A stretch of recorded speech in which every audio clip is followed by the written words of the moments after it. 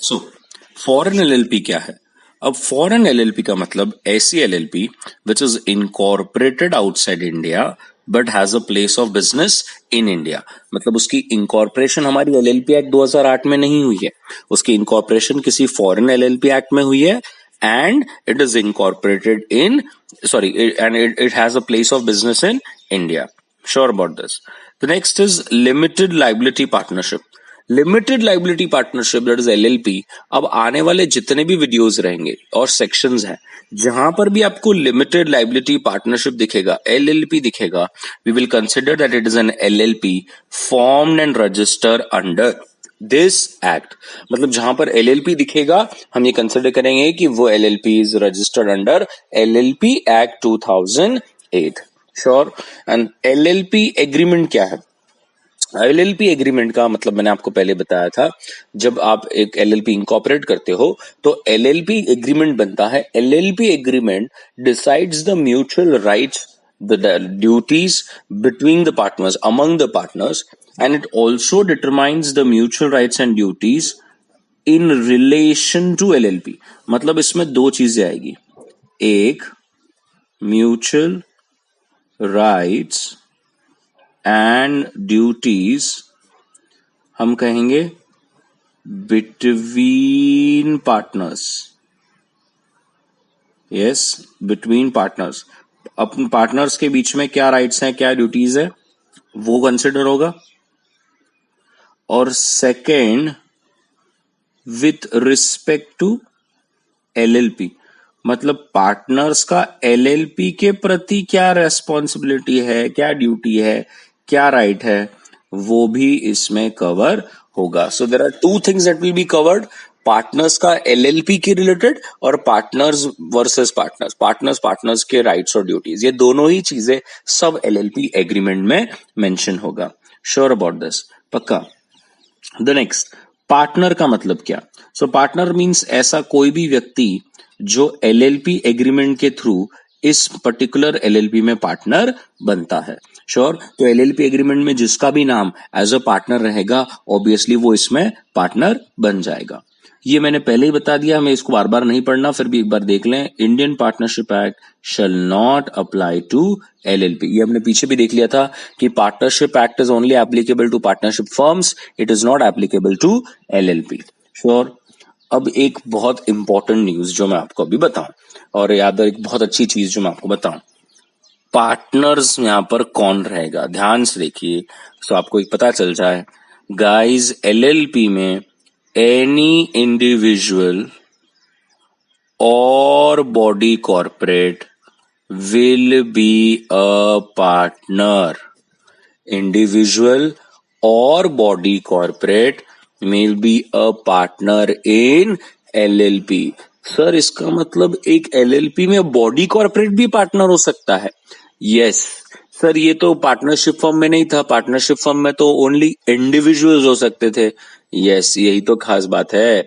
इसीलिए तो हम कहते हैं कि LLP एक बहुत ही सोफिस्टिकेटेड और एक बहुत ही अच्छा फॉर्म ऑफ ऑर्गेनाइजेशन है बिजनेस करने के लिए। और अगर आप देख सकते हैं जब से LLP एक्ट आया है मोरलेस कितने सारे लोग LLP में डाइवर्ट हो गए हैं। सो याद रखें, एनी इंडिविजुअल और बॉडी कॉर्पोरेट, याद रखना है इंडिविजुअल और body corporate can become the partner. Clear है? लेकिन आप एलएलपी में पार्टनर नहीं बन सकते, आप एलएलपी में पार्टनर नहीं बन सकते इफ एक, आप पागल हैं, अनसाउंड माइंड, इडियट, लुनाटिक, समझ में नहीं आता, तो एक वो आ जाएगा। Second, you are an undischarged insolvent, तो भी आप पार्टनर नहीं बन सकते। And third, you have applied to be adjudicated as an insolvent but your application is still pending. तो अगर ये तीनों में से कोई भी सिनेरियो आप पे लगता है तो आप समझ लीजिए you are disqualified to be appointed as partner. You are disqualified to be appointed as partner। आप पार्टनर नहीं बन सकते। क्लियर है? Sure about this? पक्का? अगर हम देखेंगे मिनिमम पार्टनर्स वाला पार्ट, तो मिनिमम नंबर ऑफ पार्टनर्स अब कितने चाहिए? तो याद रखें कि जो मिनिमम नंबर ऑफ पार्टनर्स है, जो मिनिमम नंबर ऑफ पार्टनर्स होते हैं एलएलपी में, इट इज 2। सो याद रखें minimum number of partners LLP में 2 है। अब याद रखें अगर कभी भी ऐसा होता है कि लेट अस से फॉर एग्जांपल 2 पार्टनर्स है ए और बी जो है वो चला गया, बी की डेथ हो गई, अब एक ही पार्टनर रहा। अब उसे पता है कि लिखा है एलएलपी एक्ट में कि मिनिमम 2 पार्टनर्स चाहिए, लेकिन अगर कोई व्यक्ति इंटेंशनली नोइंगली अकेला एलएलपी का बिजनेस करता है और वो भी कितने समय तक, मोर देन 6 मंथ्स, अगर 6 महीने से ज्यादा वो बिजनेस करता है, कैसा, अकेला बिजनेस करता है, तो guys you are not complying with what the LLP act says.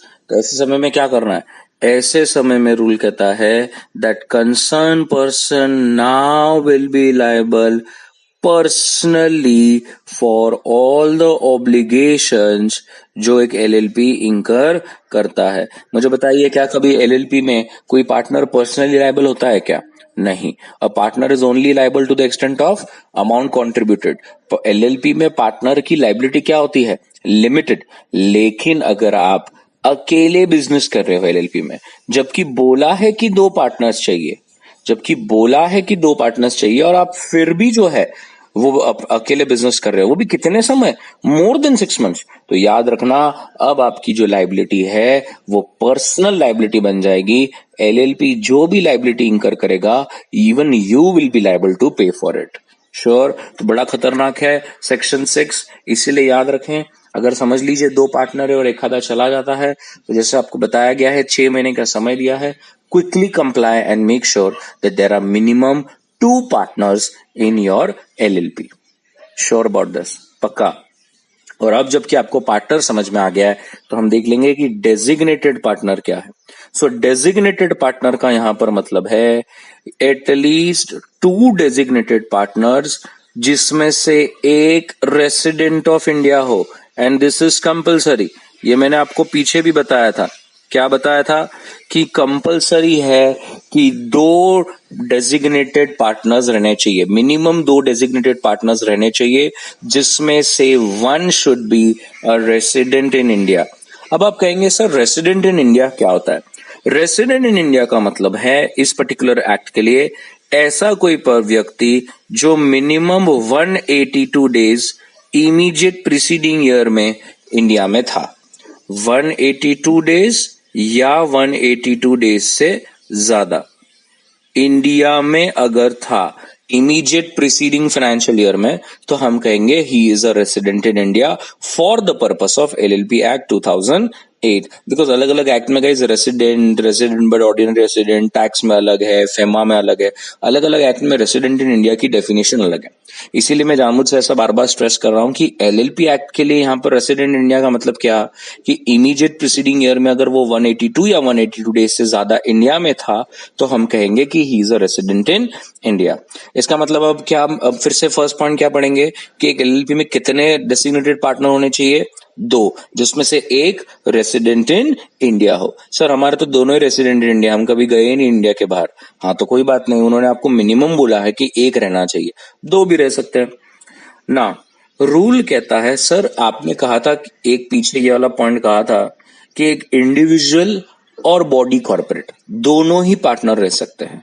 हाँ तो सर अगर मेरे एलएलपी में सभी बॉडी कॉर्पोरेट रहे तो इंडिविजुअल तो है ही नहीं, फिर डेजिग्नेटेड पार्टनर का कैसा? तो गाइस रूल कहता है if all the partners our body corporate, देख लीजिए आपके दिमाग में जो आ रहा है वो आ गया, मतलब आपके सभी पार्टनर बॉडी कॉर्पोरेट है, या फिर हो सकता है कि 1 और मोर पार्टनर्स इंडिविजुअल है एंड बाकी के बॉडी कॉर्पोरेट है। मतलब एक हो सकता है कि आपके समझ लीजिए 4 पार्टनर है और चारों के चारों बॉडी कॉर्पोरेट है, इंडिविजुअल है ही नहीं। या ऐसा हो सकता है कि एक इंडिविजुअल है और 3 बॉडी कॉर्पोरेट है, तो फिर कैसे होगा ये रिक्वायरमेंट ऑफ 2 डेजिग्नेटेड पार्टनर्स? तो रूल कहता है अभी भी वो रहेगा at least 2 individuals who are partners of such LLP but sir हमारे तो दो इंडिविजुअल है ही नहीं ना, मैंने कहा कि एक इंडिविजुअल है और 3 बॉडी कॉर्पोरेट है, तो फिर कैसे होगा? हाँ, तो 2 डेजिग्नेटेड पार्टनर में वो individual and the nominees of such body corporate shall act as a designated partner. Clear हो गया? Perfect. I know there's a smile coming on your face which is clearly making sure कि आपको पूरा समझ में आ गया। मतलब अब आपके एलएलपी में सब इंडिविजुअल हो, सब बॉडी कॉर्पोरेट हो, या it's a mix of individual and body corporate, ये पता चल गया कि डेजिग्नेटेड पार्टनर मिनिमम 2 चाहिए। मतलब चाहिए, अगर वो बॉडी कॉर्पोरेट रहेगा तो उसके नॉमिनी जो रहेगा उसको हम बना देंगे designated partner, but minimum 2 designated partner चाहिए जिसमें से एक रेसिडेंट ऑफ इंडिया रहेगा। Sure about this everybody? तो यहां पर हमारा एलएलपी का पार्ट 1 खत्म होता है। अगर मैं क्विक रिकैप कर लूं कि हमने क्या क्या देखा, तो अगर आप देखेंगे हमने स्टार्ट में देखा कि द डेट्स जहां पर पार्लियामेंट ने कब अप्रूव किया वो डेट याद रहना चाहिए, प्रेसिडेंट का अप्रूवल याद रहना चाहिए। हमने देखा कि इसमें 81 सेक्शंस और 4 शेड्यूल है, जहां पर पहला शेड्यूल सिर्फ म्यूचुअल राइट्स एंड ड्यूटीज के ऊपर बात करेगा, जहां जहां पर भी आपका एलएलपी एग्रीमेंट साइलेंट है। और second, third and fourth schedule will talk about the conversion. The second, third, and fourth will talk about firm, private company, and unlisted public company, respectively. फिर हमने देखा what is the meaning, what is the concept, what is LLP all about. फिर हमने देखा कि कुछ definition, जिसमें सबसे इंपॉर्टेंट था बॉडी कॉर्पोरेट। अब आपको समझ में आ गया कि बॉडी कॉर्पोरेट डेफिनेशन क्यों देखना था। बिजनेस की डेफिनेशन देखी, डेजिग्नेटेड पार्टनर की डेफिनेशन देखी, फाइनेंशियल ईयर की डेफिनेशन देखी, foreign LLP, LLP, LLP agreement, partner, और पार्टनर के डिस्क्वालिफिकेशन क्या है। आप कब पार्टनर नहीं बन सकते, और पार्टनर इंडिविजुअल भी बन सकता है और बॉडी कॉर्पोरेट भी बन सकता है। एंड लास्ट में हमने देखा मिनिमम नंबर ऑफ पार्टनर्स कितने रिक्वायर्ड हैं, minimum number of designated partners कितने रिक्वायर्ड हैं, और डेजिग्नेटेड पार्टनर की क्या रिक्वायरमेंट है, जिसमें से 1 होना चाहिए resident of India. Sure about this? पक्का? So that's it from my side. This is your LLP part 1. If there's any doubt, any questions, please ask in the comment section and I'll be more than happy to help you. Thank you very much, guys.